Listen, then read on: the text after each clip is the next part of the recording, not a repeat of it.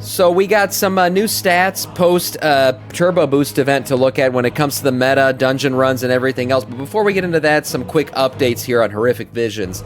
If you've been stuck in quest objectives, that should be fixed. Blizzard implemented a little hot fix here. For the most part, I felt like Horrific Visions launched in a decent state. I didn't feel like they were too broken. I went in, I didn't experience any issues, did them live on stream here, and dominated them with my elite gameplay. The thing is, I didn't see any issues with them, so I guess some people are having issues with quests. Well, that should be fixed. The one thing that I was confused about yesterday, and now I have more clarity thanks to this article here, are those little potions lying around, right? You guys saw me yesterday at one point. I drank the minus 100 sanity potion, and I couldn't figure out how to do that shit, why I ended up using that one. Well, evidently there's a clue early in the dungeon, early in the vision, that'll tell you which one of these potions is the minus 100 sanity. So if you don't know what these potions are, there's usually 5 of them laying around in the vision, right? One of them is going to give you plus 100 sanity. The other one's a spicy potion that lets you breathe fire. Sluggish potion heals you for 2% maximum health every 5 seconds, and the sickening potion takes 5% damage from 5% less damage from all sources. So these potions are actually really good. There's only one that's bad, and you want to avoid that one. The way you can figure out what that one is very early in the Horrific Vision. You look for the dead body off to the side. So in Stormwind, just ahead of where you start, you will find Morgan Pesley, the dead body of Morgan Pesley laying there, and he will have a little note next to him. Whichever color potion he has next to him is the bad one for that run. That's why he's dead, evidently. So in this run, it would have been the black potion is bad for this one. And then once we start our Orgrimmar visions next week, you'll see that there's a second hut that contains the void-bound Ravager body just laying there. And the potion next to his dead body is going to be the one, so here it would have been the blue one. That would have been bad for the run. Now, if you figure out which one is the bad one, there's actually a direct correlation to which one is the good one. So in this example I gave you here, where the black potion would be the bad one for this run, the green potion would be the plus 100 sanity potion for this run. The other colors are going to be the little buffs that we talked about earlier, but this is a quick way to understand which is which. If you don't want to memorize this chart, of course, just like everything else in WoW, there is a weak aura you could download for it. I'll link this in the chat and you guys can go find it. But it'll tell you which one is the bad one, I guess, once you've discovered the good one. So getting these potions to make things a little bit easier for you, and not drinking the bad one is always a good idea. Okay, let's look at the meta here. You always drink that one, the one that is dead. Yeah, I messed it up like twice yesterday. I think I drank the bad one, but now I won't. Now I know, thanks to Samiccus informing me of what to do. Okay, looking at the numbers here. So this is post basically the numbers boost, the eye level boost, and everything else that came with the turbo event. Let's see how these numbers were affected by the boost in item levels. So we see here, looking down, we'll see the meta typically in the high level mythic keys. So we still see Vengeance Demon Hunter, Disciplined Priest, Balanced Druid, Unholy Death Knight, Arcane Mage, and then a little bit of a mixture on the back end here of what people are bringing as their as a fifth guy. So, I mean, really, you've locked in these 5 classes here, and then beyond that, it starts to get a little bit mixed up. Looking at, your average, right, what people are typically running in a plus 10, which is the most run key in the game right now. We still see Vengeance Demon Hunter, Disciplined Priest, Balanced Druid, along with all the other Druid specs. Death Knights tend to be brought a lot with all of their specs included here. Blood being, not too bad. I mean, that seems like the second most tank used. And then we see Arcane Mage, Frost Mage, Fire Mage showing up. And then Paladin. You see a lot more Paladin showing up here than in the later keys. It's a very, it's a highly played class in the game. Retribution Paladin showing up quite a bit, 8.7% of the time. In plus 10s, you will see a Retribution Paladin. We see a lot of Shamans getting mixed in here as well, and then Hunters, Rogues, and then the rest of them Warlocks and Monks. So a bit more of a mix here, but the meta still seems to be kind of stable as what it was. The best dungeons to run, seemingly people love Rookery. It's a pretty quick one, and I think that's why we see here the fail rate, which is, the red here, which is the keys that end up being broken. The least played one is top. I actually like Theater of Pain. I don't know why people hate it. I think the boss fights are a little bit more intense in it. That's why people don't like it. But as a tank, I don't know, it's pretty straightforward for me. That's why I kind of like top. But that is the least run dungeon right now. As far as breaking keys, it also seems to be the one that has the most broken keys, so there's a direct correlation there. Again, Rookery seeming to be the one that people like the most, followed by Dark Flame Cleft and Floodgates. The most run keys, so this is kind of where we start to see the effect of the Turbo Boost event. So where plus 10 was the most run key, we see that it actually went up 2 levels now in week 11 to plus 12. So now people are pushing plus 12s. You got boosted item level.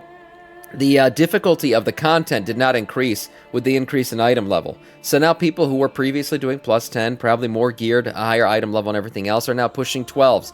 So there you go, people going for that 3K IO achievement, right? That's another thing that people are going for. So doing the 12s across the board, maybe with some 13s mixed in, will get you that 3K and get you that mount for the season. Another thing that we're seeing here as the effect of the Turbo Boost event, look at that increase in runs of Mythic Plus dungeons in general. Basically, you're going to see an increase here from week 10 to week 11, decent percentage there. Actually, we haven't seen these kinds of numbers since week 6 of the season.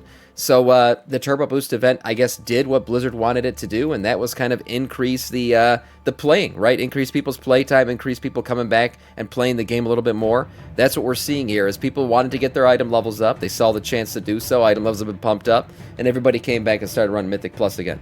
Has Sam even timed a key this season yet? Yes, I've timed many keys, okay? I haven't been doing plus 12s or anything, but, I've been doing my 8s and shit, just trying to fill up my vault a little bit every week. Can we get a bald blurb from the SpongeBob movie? No, we can't. Retribution Rising and Reclaiming Undermine. So here we go. The War Within Season 2 DPS rankings for Raid. So let's look at them real quick. We looked at these last week. Let's see if there were any changes here. Overall damage, we're seeing here in the 95th percentile. Devastation Evoker, still doing really good in overall damage, surprisingly. Affliction Warlock, Destro Warlock right behind him, Marksmanship Hunter, Windwalker Monk, and then you got the Death Knight brothers, Frost and Unholy here. Retribution Paladin coming up the rear. I've been seeing a lot of Rep Pallies pumping really hard in Raid lately. And then if we look towards the bottom, Sub-Titty Rogue, Frost Mage, Demonology Warlock, Balanced Druid, Enhancement Shaman, Augvoker. Augmentation Evoker has actually risen quite a bit over the last couple weeks. Blizzard trying to pump them back up to relevancy. I think it's good to bring an Augie to your raid. Looking at boss damage, so this is single target damage overall in raid right now, 95th percentile. We got Marksmanship Hunter, Survival Hunter, Arms Warrior, Unholy DK, Arcane Mage, Feral Druid, Devastation Evoker. So seeing a little bit of kind of the same guys that we saw in overall damage, but a little bit of a mix-up in terms of what order they are. And then down here at the bottom, Balanced Druid, Sub-Titty Rogue again, Frost Mage again, Elemental Shaman, Shadow Priest, and Enhancement Shaman, Destro. Now, where is Augmentation? See, Augmentation up again a little bit here. So Augmentation on its way up, back to relevancy a little bit, out of the elo hell that it was in, where it was by far and away the worst in terms of DPS L streamer. So, it's good to see that they've kind of addressed that issue. Maybe it'll continue to be addressed. It's still not very viable in Mythic Plus, but right now for rating, it looks like it's gotten up a little bit. Biggest mover up from last week, we see Beast Mastery Hunter up 5 spots from its previous ranking here in overall damage. And then looking at the biggest movers downs, we see Fire Mage down 5 spots, Demonology Warlock down 5 spots. So overall, not too much movement, not too much has happened since the previous week we looked at these, but we'll continue to check these charts out as the season goes on. Last but not least, an interesting book here being released. You can now pre-order the basically what is the prequel to the Midnight expansion here from Christy Golden, called World of Warcraft Blood Ties. This is an original novel that's coming on November 18th, and is supposed to kind of be the lead up into the Midnight storyline. So first off, Eretor right here, what the hell? Look at this. He's got like a new model in this, so I hope we get this. I've been saying it for a while. We need a new Eretor model in the game. Right now, he's literally just a standard Blood Elf model. I would love to see him get a new, more unique model. He is a unique character, the freaking son of Tyrellian and Illyria, so he's a big deal. And this model right here, this is badass. Oh man, if we get something that looks like this in the game for him, he's wearing the Judgment gear too, or some kind of variation of it. This is a badass looking Blood Elf Paladin. So looking at this story real quick, the lore of it all is pretty interesting, actually. Basically here we have, on the other side of recent events of Khaz-Elgar, Eretor embarks on a new journey, investigating rumors of a strange glow emanating from the ruins of the long-abandoned Legion base. Tyrellian and Illyria volunteer to assist, eager to eliminate their ancient enemy before it can threaten the world anew. As the family delves further into the mystery, Eretor works to reconcile his parents' heroic legacy with flawed people he has come to know. He sees both of his parents in himself his father's high standards, his mother's intellect, their unwavering commitment to the defense of Azeroth, but Eretor exists at a conflux of their greatest strengths and weaknesses. Weaknesses that are revealed as the demonic threat proves to be a former lieutenant of the Burning Legion. Oh man, the Burning Legion's coming back here. Intent on using Azeroth to launch a new campaign of destruction. Blood Ties launches on November 18th. It's now available for pre-order, so you can go ahead and pre-order it. I'll link this in the chat, and obviously it'll be down below the video as well if anyone wants to pre-order this. Interesting story. Was not expecting some additional Burning Legion lore to show up here, but here it is. And again, that Eretor model, man, we need this in the game. Besides that, that is all in terms of news.